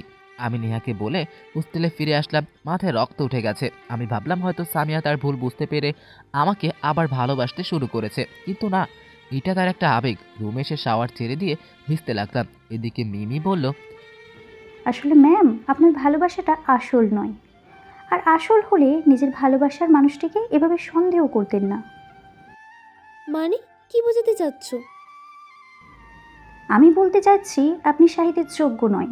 শাহিদ আপনাকে আগের মতোই ভালোবাসে, কিন্তু আপনি শাহিদের ভালোবাসার মর্যাদাটা দিলেন না। গতকাল রাতে যখন আপনি আমাকে শাহিদের সাথে দেখেছিলেন, তখন আমি শাহিদকে আমার ভালোবাসার কথা বলেছিলাম, কিন্তু শাহিদ আপনাকে ভালোবাসে বলে আমাকে রিজেক্ট করে দেয়। তবে আপনার সাথে এমন করার কারণ হলো সে আপনাকে কষ্ট দিতে চায়। ভালোবাসার মানুষকে বিনা কারণে কষ্ট দিলে কেমন হয়? আপনাকে সে কয়েকদিনের মধ্যেই মেনে নিতে চেয়েছিল, কিন্তু আপনি তার নিজ হাতে শেষ করে দিলেন। মিমির কথা শুনে সামিয়া মাথায় হাত দিয়ে বিচে বসে পড়ল। মিমি আবারও বলতে শুরু করলো, আর আজকে আমার চোখে কি যেন পড়েছিল, খুব ব্যথা করতেছিল। আমি শাহিদকে দেখতে পেয়ে তার কাছে দৌড়ে এসে চোখে কিছু পড়ার কথা বললে শাহিদ টিস্যু দিয়ে আমার চোখের পোকা বের করে দেয়, আর আপনি এসে চড় মেরে কথা শুনিয়ে দিলেন। এখনও সময় আছে, নিজের ভালোবাসার মানুষকে নিজের করে রাখুন। সেটা যে কোনো উপায়ে করতে পারেন। হয়তো বা আপনার কষ্ট হতে পারে, তবু চেষ্টা করুন। কেননা একবার হারিয়ে ফেললে সারা জীবন চোখের পানি ফেলতে হবে। বলেই মিমি সেখান থেকে চলে গেল। সামিয়া বিচে বসে থেকে কান্না করতে লাগলো। নেহা সামিয়াকে বিভিন্নভাবে সান্ত্বনা দিচ্ছে, কিন্তু সামিয়া কান্না করেই যাচ্ছে। সামিয়ার কান্না দেখে মিমিও কান্না শুরু করে দিয়েছে। নেহা সামিয়া আর মিম নিয়ে হোস্টেলে ফিরে আসলো। আমি স্যারের কাছে গিয়ে বললাম, স্যার, আপনার সাথে জরুরি কিছু কথা ছিল। বলো। স্যার, আমি আজকে ঢাকা ব্যাক করব। কেন? স্যার, কালকে সকালে অফিসে একটা জরুরি মিটিং আছে, আর সেখানে আমি না থাকলে হবে না। আচ্ছা ঠিক আছে, তাহলে তো আর নিষেধ করা যাচ্ছে না। ঠিক আছে স্যার, আর আমার বোন এবং আমার মেয়েকে একটু দেখে রাখবেন। ঠিক আছে, কখন যাবে? 8টার ফ্লাইটে যাব। ওকে। স্যার, রুম থেকে বের হয়ে আমার রুমে এসে প্যাক করতে লাগলাম। এতক্ষণে সবাই বিচ থেকে চলে এসছে। আমাকে প্যাক করতে দেখে ইকবল বলল, শাহিদ, কোথায় যাবি? প্যাক করেছিলি কেন? ঢাকায় যাব দোস্ত। কেন? অফিসে জরুরি মিটিং আছে, আর নেহাকে একটু দেখে রাখিস। আচ্ছা ঠিক আছে। আমি নেহার কাছে ফোন দিয়ে বাইরে রুম থেকে আসতে বললাম। নেহা বাইরে এসে আজ দেখে অবাক, কারণ আমি লাগেজ নিয়ে বের হয়েছি। আমাকে এই অবস্থায় দেখে বলল, ভাইয়া, তুমি কোথায় যাবে? আসলে অফিসের একটা জরুরি মিটিং আছে, তাই আমাকে যেতে হবে। না গেলে হয় না? না রে বোন, যেতেই হবে। আর আমার আম্মুকে একটু নিয়ে আয়। নেহা মিমকে আনতে তার রুমে গেল। একটু পরে সামিয়া সহ ওরা তিনজন আমার কাছে আসলো। সামিয়া আমাকে এইভাবে দেখে অবাক। আমি আমার মেয়েকে কোলে নিয়ে বললাম, আম্মু, তুমি আমার সাথে যাবে নাকি তোমার আন্নির সাথে থাকবে? বাবা, তুমি তোতে যাবে? আমি ঢাকায় যাবো আম্মু, তুমি যাবে? না বাবা, আমি আন্নি আর মামুনির তোতে যাবো। আচ্ছা আম্মু, থাকো, দুষ্টুমি করবে না। আচ্ছা তো বাবাই। আর নেহা, মিমকে দেখে রাখিস। ঠিক আছে ভাইয়া, ভালোভাবে যেও। আচ্ছা। আমি সামনে ঘুরে লাগেজ হাতে নিয়ে যেই এক কদম ফেলবো, তখনই সামিয়া দৌড়ে এসে আমার পা জড়িয়ে ধরে কান্না করতে করতে বলল, প্লিজ এবার আমাকে ক্ষমা করে দাও, আর একবার আমাকে সুযোগ দাও। আমি কিছু না বলে পাটা ছাড়িয়ে নিয়ে ইকবাল, রিয়াদ আর সাকিবকে বিদায় দিয়ে পা বাড়ালাম বিমানবন্দরের উদ্দেশ্যে। বিমানবন্দরে পৌঁছে 8টা বাজতে আর 10 মিনিট বাকি। তারপরে বিমানে উঠে পড়লাম। বিমান ঢাকা ল্যান্ড করলো। বিমান থেকে নেমে বিমানবন্দরের বাইরে এসে দেখি ড্রাইভার আঙ্কেল গাড়ি নিয়ে দাঁড়িয়ে আছে। বিমানে ওঠার সময় আঙ্কেলকে আসতে বলেছিলাম। গাড়ি নিয়ে বাসায় আসলাম। ফ্রেশ হয়ে হালকা ডিনার করে ঘুমিয়ে পড়লাম, কারণ গত রাতে একটা প্রতারকের সেবা করতে কাটিয়ে দিয়েছি। সকালে ঘুম থেকে উঠে নাস্তা করে অফিসে গেলাম। অফিসের প্রয়োজনীয় কাজ শেষ করে বাসায় এসে গাড়ি নিয়ে বের হলাম রাজশাহীর উদ্দেশ্যে। ড্রাইভার আঙ্কেলকে নিয়ে আসেনি, একাই এসছি। লং ড্রাইভ করতে ভালো লাগে। দীর্ঘক্ষণ ড্রাইভ করে রাজশাহী মেডিকেলের সামনে এসে পৌঁছালাম। গাড়ি পার্ক করে নার্সের ড্রেস আপ করে ভিতরে ঢুকলাম। আম্মুর কেবিনে গিয়ে দেখি আব্বু মাথা হেলে বসে আছে, আর আম্মু ঘুমিয়ে আছে। এক নজর দেখে মাহফুজ ভাইয়ের সঙ্গে দেখা করলাম। মাহফুজ ভাই বলল, আম্মু এখন মোটামুটি সুস্থ, কয়েকদিন পর রিলিজ দিবে। মাহফুজ ভাইয়ের সাথে কিছু কথা বলে হাসপাতাল থেকে গাড়ির কাছে আসলাম। আবার ড্রাইভ করে চলে আসলাম ঢাকায়। আগামীকাল সকাল 7টায় নেহারা সিলেট থেকে ঢাকায় ফিরবে। রাজশাহীতে ঢাকায় আসতে রাত হয়ে গেল। ডিনার করে ঘুমিয়ে পড়লাম। সকালে ঘুম থেকে উঠে দেখি 6:30 বেজে গেছে। দ্রুত ফ্রেশ হয়ে গাড়ি নিয়ে বেরিয়ে পড়লাম কলেজে, কারণ ট্যুরের বাস কলেজেই এসে সকলকে নামিয়ে দিবে। একটু পরে বাস আসলো। একে একে সবাই নামলো। মিম, নেহা আর সামিয়া একসাথে নামলো। মিম আমাকে দেখেই দৌড়ে এসে জড়িয়ে ধরলো, আমিও কোলে তুলে নিলাম। এরপরে আমি বন্ধুদের সাথে কথা বলে নেহা আর মিমকে নিয়ে গাড়িতে উঠলাম। বাসায় এসে ফ্রেশ হয়ে 3জন মিলে নাস্তা করলাম। আজকে কলেজ বন্ধ আছে। নাস্তা করে নেহা ওর রুমে গেল ঘুমানোর জন্য, আর মিমকে আমার রুমে নিয়ে এসে গল্প করতে লাগলাম। এইভাবে দিনটা কেটে গেল। পরের দিন কলেজে গেলাম। কলেজে ক্লাস তেমন হলো না, শুধু ট্যুরের কথাই হলো। ছুটির পরে আমি আর সামিয়ার রুমে গেলাম না, ওদের দুজনকে নিয়ে বাসায় আসলাম। গোসল করে নামাজ পড়ে লাঞ্চ করে পড়তে বসলাম, কারণ পরীক্ষার আর বেশি সময় নেই। ডিনার করার সময় নেহা যা বলল তা শুনে তো আমার রাগে মাথায় রক্ত উঠে গেল। ভাইয়া একটা কথা বলার ছিল। বল।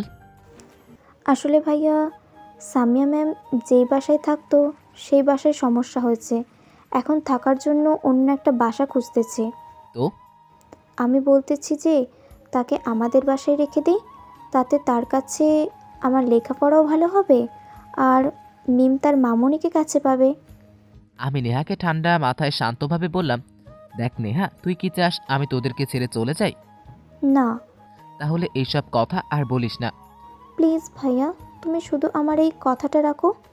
আমি এই বিষয়ে আর কোনো কথা বলতে চাচ্ছি না। এই কথা বলেই খাবার টেবিল থেকে উঠে মিমকে নিয়ে রুমে আসলাম। মিমকে ঘুম পাড়িয়ে রেখে ছাদে গেলাম। ছাদে গিয়ে আকাশের তারাদের দিকে তাকিয়ে মনে বলতেছি, কেন সামিয়া, কেন কেন তুমি আমার সেই পুরনো কষ্টগুলো মনে করিয়ে দিচ্ছ? আমি তো তোমাকে ছাড়া ভালোই ছিলাম। কোথা থেকে তুমি এসে আবার তোমার সেই মায়ে জড়িয়ে ফেললে, যে মায়ের কাছে তোমার প্রতি আমার ঘৃণাটা হার মেনে ছিল। আমি তো সবকিছু ভুলেই তোমাকে বুকে জড়িয়ে নিতে চেয়েছিলাম, কিন্তু তুমি আমাকে আবার সেই একইভাবে সন্দেহ করে চরিত্রহীন উপাধি দিলে। বেশ, আমি চরিত্রহীনই হলাম, কিন্তু আমার কাছে আসার জন্য, আমার বাসায় থাকার জন্য এরকম করতেছো কেন? হয়তোবা তুমি মনে করেছো আমি কিছুই বুঝতে পারিনি। দেখো তুমি কত দূর দৌড়াতে পারো। নেহা মন খারাপ করে ডাইনিং টেবিল থেকে উঠে রুমে আসতেই ওর ফোনটা বেজে উঠল। বেড থেকে ফোনটা হাতে নিয়ে দেখে সামিয়া ফোন দিয়েছে। নেহা রিসিভ করলো। আসসালামু আলাইকুম ভাবি, কেমন আছো? ওয়ালাইকুম আসসালাম, আলহামদুলিল্লাহ। নেহা, তোমার ভাইয়া কি বললো? আসলে ভাবি, ভাইয়া তো রাজি হচ্ছে না। ও, মন খারাপ করো না, সব ঠিক হয়ে যাবে। কিছুই ঠিক হবে না নেহা, কিছুই ঠিক হবে না। আমি অনেক বড় ভুল করে ফেলেছি। আমি মনে হয় আমার ভালোবাসাকে হারিয়ে ফেললাম। প্লিজ ভাবি, তুমি ভেঙে পড়ো না, আমি চেষ্টা করতেছি। প্লিজ নেহা, তুমি কিছু করো। ঠিক আছে, তুমি কোনো চিন্তা করো না। আচ্ছা, পরে কথা বলবো। ঠিক আছে, ভালো থেকো। নেহার সাথে কথা বলে সামিয়া বেডে বসে থেকে চিৎকার দিয়ে কান্না করতে লাগলো। সামিয়ার মনে হচ্ছে সে সাইদকে হারাতে যাচ্ছে, বড্ড বেশি ভালোবেসেছে সাইদকে, কিন্তু কিভাবে যে কি হয়ে গেল। হয়তো বেশি ভালোবাসার জন্য সন্দেহটাও বেশি, আর একটা সম্পর্ক ভাঙতে সন্দেহের অবদানও সবচেয়ে বেশি। নেহা ফোন রেখে ভাবতে লাগলো কিভাবে সামিয়াকে তার বাসায় নিয়ে আসা যায়, আর এই জন্য তার ভাইকে রাজি করাতে হবে। কিন্তু কিভাবে? একটু পরে মনে পড়লো তার ভাই তো তার কান্না আর কষ্ট সহ্য করতে পারে না। এসব ভাবতেই ঘুমিয়ে গেল। অনেক রাত পর্যন্ত ছাদে থেকে তারাদের খেলা দেখে রুমে এসে শুয়ে পড়লাম। ফজরের আজানে ঘুম ভাঙলো। ঘুম থেকে উঠে উজু করে নামাজ পড়লাম। নামাজ পড়ে একটু স্টাডি করলাম। 8টার সময় আমি আর আমার মেয়ে নিচে এসে ডাইনিং টেবিলে বসে আছি। নেহা আসলে একসাথে ব্রেকফাস্ট করে কলেজে যাব। আমার মেয়ের সাথে গল্প করতেছি, মানে ট্যুরে যেয়ে কি দেখলো, ওর মামনি কি খাওয়ালো, কি বললো, এসব আর কি। গল্প করতে করতে 20 মিনিট পার হয়ে যাওয়ার পরেও নেহা আসতেছে না। আমি আমার মেয়েকে বললাম, আম্মু তোমার আন্নিকে ডেকে নিয়ে এসো তো। অতটা বাবাই। আমার মেয়ে নেহাকে ডাকতে গেল। আমি ফোন বের করে ফেসবুকে ঢুকলাম। একটু পরে আমার মেয়ে একাই নেহার রুম থেকে আমার কাছে আসলো। আমি জিজ্ঞেস করলাম, আম্মু তোমার আন্নি কোথায়? বাবাই, আন্টি লাভ তোলতে তারপর না বললো। রাগ করেছে মানে? চলো তো আম্মু, কি হয়েছে দেখি। চল বাবাই। আমার মেয়েকে কোলে নিয়ে নেহার রুমে গেলাম। রুমে এসে দেখি নেহা বালিশে মুখ গুজে শুয়ে থেকে কান্না করতেছে। আমি নেহার পাশে বসে ওর মাথায় হাত বুলিয়ে দিয়ে বললাম, কি হয়েছে আপু তোর, কান্না করতেছিস কেন? নেহা কোনো কথা না বলে বালিশে মুখ গুজে কান্না করে যাচ্ছে। এইবার আমি আর স্থির থাকতে পারলাম না। আমি আমার হাত দিয়ে ওর মাথাটা আমার কোলে নিয়ে বললাম, কি হয়েছে নেহা, আমাকে বলবি তো? না নেহা কিছুই বলতেছে না, চোখ বন্ধ করে শুধু পানি ফেলতেছে। আমি বললাম, দেখ বোন, তুই যদি আমার সাথে এমন করিস তাহলে আমি কাকে নিয়ে বাঁচবো বল? তোরা ছাড়া আমার কে আছে?